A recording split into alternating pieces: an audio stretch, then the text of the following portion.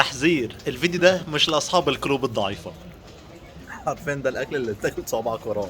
السلام عليكم. النهارده انا هجرب محل صغير كده كان بقالي سنه تقريبا نفسي اجربه، بيعمل سندوتشات الفينو الاسكندراني الصغيره دي وحاجه كده منتهى الاغراء. احنا في اسكندريه في ميامي في شارع اسكندر ابراهيم عشان نجرب الشاب كاظم. المحل ده بسيط كده خالص وبسيط اكتر في اسعاره، يعني اغلى حاجه عنده ب 16 جنيه. سالت الراجل ايه اكتر حاجه مميزه عندك وقال لي دول فاهيتا لانشون وتونه وكيري بسطرمه سوسيس وكريمه اوريو شوكولاته وبلس 47، لا مش بلس 18، بلس 47. وقبل ما نبتدي نجرب الاكل هسيبكم كده في شويه لقطات جميله للراجل وهو بيعمل السندوتشات.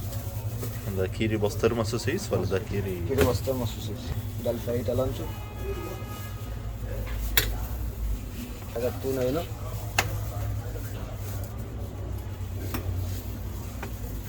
الاول الكريمه. كريمه.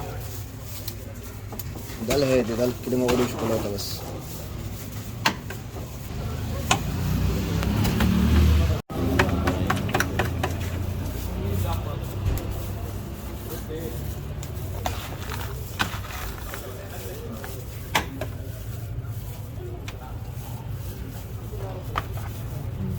ده ايه ده؟ ده البيس. يبقى كريمه اوريو شوكولاته وكراميل ولوتس شوكولاتوز كده. ده اللي هو بكام بقى؟ ده ب 16. ده اغلى حاجه عندي في المنيو. لا طبعا. وده المنيو صح؟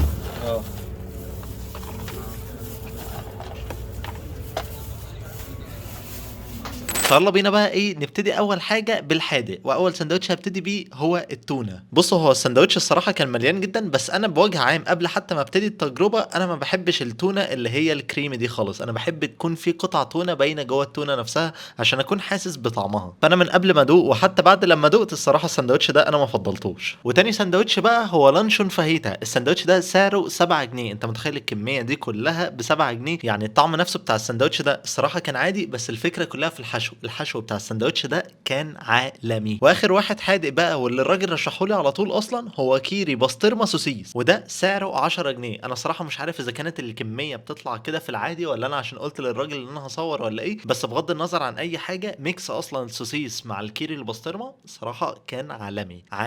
انا السندوتش ده والله العظيم انا كنت مبسوط بيه جدا لدرجه ان هو يعني انا اصلا كنت عايز اقول له اعمل لي منه 2 مثلا وانا مروح. بس سيبكم من اي حاجه، السندوتش ده فعلا من السندوتشات العظيمه. ونحلي بقى نحلي. كل اللي فات حماده وكل اللي جاي حماده تاني خالص.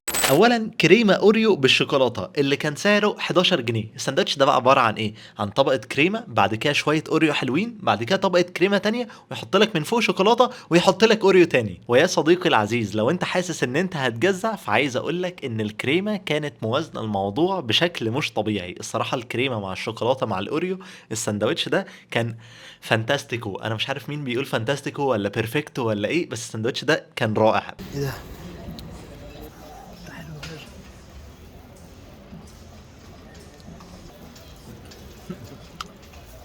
عارفين ده الاكل اللي تاكل صوابعك وراه. بس اللي اخطر من السندوتش ده بقى البلس 47. انا السندوتش اصلا ما كنتش عارف اشيله لوحده من كتر ما هو فيه كميه مكونات رهيبه. كنت حاسس ان انا مش عارف املكه كده. وزي ما قلت لك السندوتش ده مش بلس 18، ده بلس 47. ده حاجه كده في قمه الجمال والسعاده. عباره عن ايه بقى السندوتش ده؟ كريمه وبعد كده طبقه كراميل اللي هم مسميينها عندهم مورو، وبعد كده عليه اوريو من فوق، وبعد كده كريمه تاني، وبعد كده لوتس، وبعد كده شوكولاته، وحط فوق كل ده سوداني. حاجه كده منتهى الكالوريز، منتهى كل حاجه. انا مش عارف والله اقول لكم ايه على السندوتش ده، بس انا سعيد. انا فعلا كنت سعيد في التجربه دي بشكل مش طبيعي. الحلو انا بحب الحلويات الصراحه وبحب الحاجات الحلوه، الشوكولاته مع اللوتس مع الكراميل مع الحاجات دي كلها.